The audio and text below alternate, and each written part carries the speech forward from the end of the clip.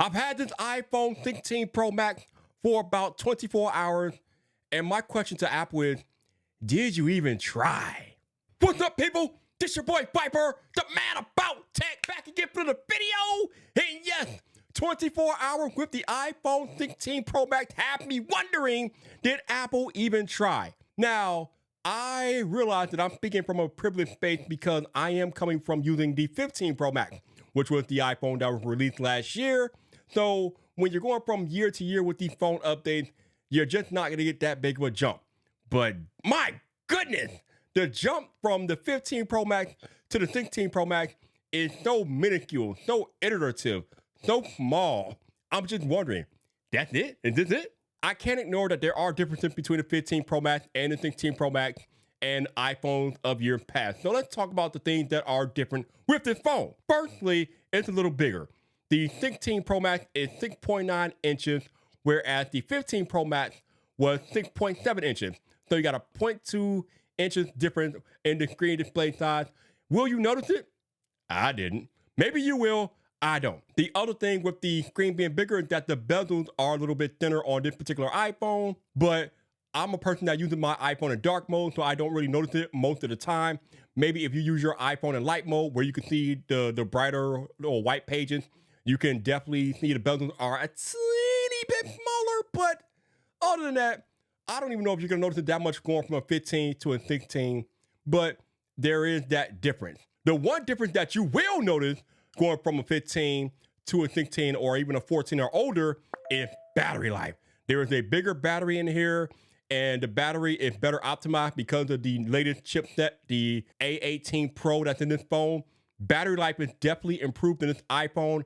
That I can attest to. Now, I can't give you like full battery results right now because I've only had the phone for 24 hours, but in that short time, I can already tell that this battery is better than last year. And if you've seen the battery test on YouTube from the likes of Mr. Who's the Boss and the Tech Chat, you know that this battery is no joke. The big thing with this iPhone is the new camera control button, which is housed on the bottom right side of the phone.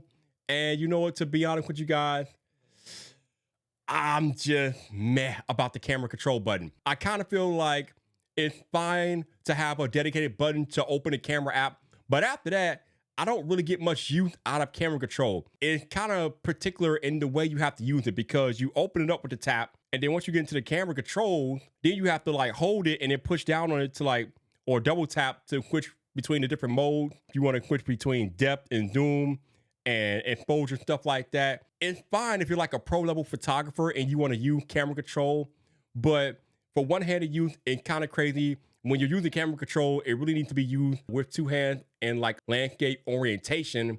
And I'm just not that big of a fan, okay? Maybe some of y'all will get better use out of the button than I will, but I can't see myself using camera control for nothing other than to open the camera app. And then I'm gonna use the on-screen control because those just seem a little bit easier to me, no matter if I'm holding it with one hand or two hands. It's a little bit too complicated for the average iPhone user, in my opinion. The other new feature that does work pretty well on this iPhone is the new audio mix feature. And I know Apple has them broken down by several tools that you can use to mix up the audio. You got in-frame audio, you got cinematic audio, you got studio audio. And the reason why they can do that is because they have like 4 microphones situated throughout this iPhone, which takes noise and eliminates it and then mixes the audio. And that audio mix works very well. And I know creators are gonna get a big kick out of using the audio mix on this iPhone. All right, so this is just a quick video to test out some of the audio mixing features on this new iPhone 16 Pro Max. So we're gonna go from standard to cinematic to studio to whatever else is in there. So I'm gonna keep talking here as I switch through the settings, and you can be the judge of how good these features are as we go from one setting to the next. So let me know in the comments below. So that's a feature that I definitely appreciate. And even if you have a 15 Pro Max, you can get some value out of that if you're a content creator. But again, when I set this iPhone up yesterday and I started using it, I immediately felt like I was using the same thing that I was using for the past year with the 15 Pro Max. This just did not move me that much. Again, there are new features that make this phone, the latest and greatest. But ultimately, at the end of the day, iPhones haven't really changed that much year over year for a while, except new hardware and software features here and there. But this phone just does not move the needle for me. It's more like an S update. However, if you are coming from a 14 or older, then you might want to consider upgrading to the 16 Pro Max or the 16 Pro or whatever your desire is with the iPhone 16 series. But if you're like me, coming from 15 Pro Max to a 16 Pro Max, skip this year. You don't need this phone. The biggest problem, though, I have with this particular phone is not even with the phone itself. It's more about the way that Apple is advertising it. Every advertisement you see about the 16 series of phones, Apple Intelligence this, Apple Intelligence that, Apple Intelligence, Apple Intelligence. And I'm looking like, where is it? Where is it? Where is it? Where is it? Where are you, Apple Intelligence? Where are you? Where are you? Where are you? Where are you? Because, let me tell you something, you all.